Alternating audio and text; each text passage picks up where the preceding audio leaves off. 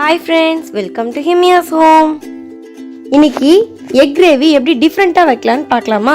நம்ம யூஸ்வலாக egg gravy வந்து முட்டையை அப்படியே அவிச்சு போட்டு வைப்போம், அப்படின்னா கொட்டி ஊற்றி வைப்போம். இது வந்து ரொம்ப டிஃப்ரெண்ட்டாக இருக்கும், ரொம்ப ரொம்ப டேஸ்ட்டாக இருக்கும். இது கேரளாவோட ஆத்தென்டிக் கிரேவி கூட. இதுக்கு ஒரு பேனில் கொஞ்சோண்டு எண்ணெய் ஊற்றி ஒரு 3 வெங்காயம் குட்டி குட்டியாக கட் பண்ணி வச்சுருக்கேன், 2 பச்சை மிளகா குட்டி குட்டியாக கட் பண்ணி வச்சுருக்கேன்.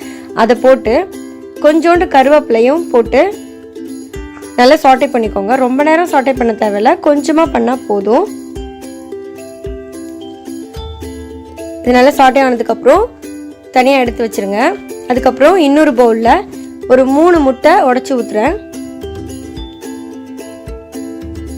அதில் நம்ம வதக்கி வச்சிருந்த வெங்காயத்தையும் போட்டு தேவையான அளவு உப்பு,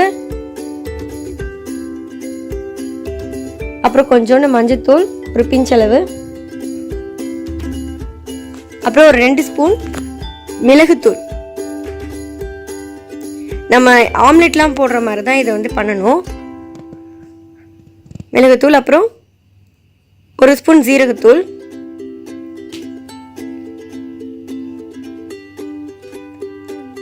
அப்புறம் ஒரு ஸ்பூன் தனி மிளகாய் தூள் போட்டு நல்லா பீட் பண்ணி வச்சுக்கோங்க. பீட் பண்ணதுக்கப்புறம் ஒரு கிண்ணத்தில் கொஞ்சோண்டு எண்ணெய் தடவிட்டு நம்ம கலக்கி வச்சுருக்க முட்டையை இதில் ஊற்றி இட்லி கொப்பரில் கொஞ்சோண்டு தண்ணி வச்சோ இல்லைனா அந்த மாதிரி பேனில் தண்ணி வச்சோ அந்த அந்த கிண்ணத்தை வச்சுட்டு மூடிடுங்க. அது நல்லா வேகட்டும். அதுக்குள்ளேயே நம்ம வந்து குழம்புக்கு தேவையான மசாலா அரைச்சிட்டு வந்துடலாம். மிக்சி ஜாரில் ஒரு கப் அளவுக்கு தேங்காய் துண்டு, அப்புறம் தனி மிளகாய், சிவப்பு மிளகாய் வந்து ஒரு 4 போட்டிருக்கேன், 4 பல் பூண்டு போட்டிருக்கேன். சிவப்பு மிளகாய் வந்து நான் வந்து காரமாக தான் வைக்கிறேன், அதனால் 4 போட்டிருக்கேன். நீங்கள் வேணும்னா கொஞ்சம் கம்மி பண்ணிக்கலாம்.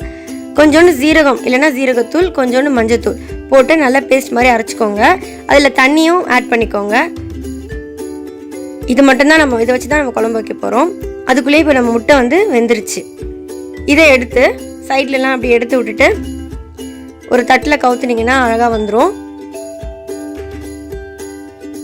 அதை நம்ம எந்த ஷேப் வேணுமோ அந்த ஷேப்பில் கட் பண்ணிக்கோங்க. இப்போ நான் வந்து க்யூப் மாதிரி கட் பண்ணிக்கிறேன்.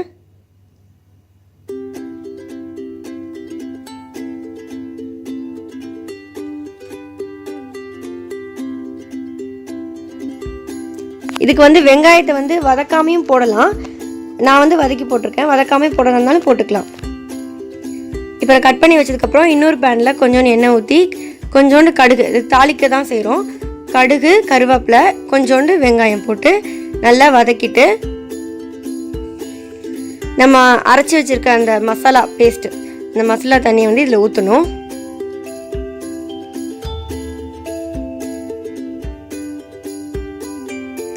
இந்த குழம்புக்கு தேவையான அளவுக்கு உப்பு போட்டுக்கோங்க. அப்புறம் மூடி வச்சுருங்க. நல்லா கொதிச்ச உடனே ஒரு 3 ஸ்பூன் தயிர் ஆட் பண்ணுறேன், ஒரு புளிப்பு டேஸ்ட்டுக்காக.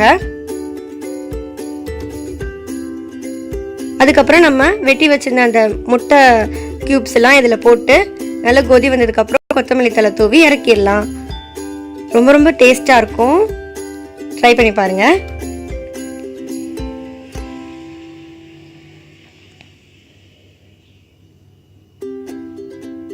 Egg gravy ready. அதுக்கப்புறம் நிறைய பேர் வந்துட்டு டிஸ்கிரிப்ஷன் பாக்ஸ் எங்கே இருக்குது தெரியல, அப்புறம் வந்து சேனலுக்குள்ளே எப்படி போகிறதுனா இந்த மாதிரி வீடியோ கீழே அந்த என்னோடய ப்ரொஃபைல் பிக்சர் இருக்கும் பிங்க் கலரில், அதை டச் பண்ணாலே சேனல் உள்ளே போயிடும். அதில் பிளேலிஸ்ட்டுன்னு ஒன்று இருக்கும், அதில் எல்லா ஹெட்டிங்ஸ்லேயும் வீடியோஸ் இருக்கும். அப்புறம் வீடியோஸ்லேயே நான் போட்ட எல்லா வீடியோஸும் இருக்கும். நீங்கள் உள்ளே போய் எல்லா வீடியோஸும் செக் பண்ணி பாருங்கள், உங்களுக்கு யூஸ்ஃபுல்லாக இருக்கும். டிஸ்கிரிப்ஷன் பாக்ஸ் எங்கே இருக்குன்னா வீடியோக்கு கீழே ரைட் சைடில் இப்போ நான் காட்டுறேன். நிறைய பேர் கேட்குறாங்க, ஸோ அதனால தான் நான் இதை தனியாக எடுத்துக்கு போடுறேன். வீடியோக்கு சைடில் ரைட் சைடில் இந்த இடத்த நீங்கள் கிளிக் பண்ணிங்கன்னா டிஸ்கிரிப்ஷன் பாக்ஸ் ஓப்பன் ஆகிடும். இதில் நான் சில லிங்க்ஸ்லாம் கொடுத்துருப்பேன், வீடியோஸோட லிங்க்ஸும் கொடுத்துருப்பேன், சேனல் லிங்க் அப்படின்னு கொடுத்துருப்பேன். அதை கிளிக் பண்ணாலும் சேனல் உள்ளே போயிடும். லைக் பண்ணுங்க, ஷேர் பண்ணுங்க, சப்ஸ்கிரைப் பண்ணுங்க. எல்லா புகழும் இறைவனுக்கே. பாய்.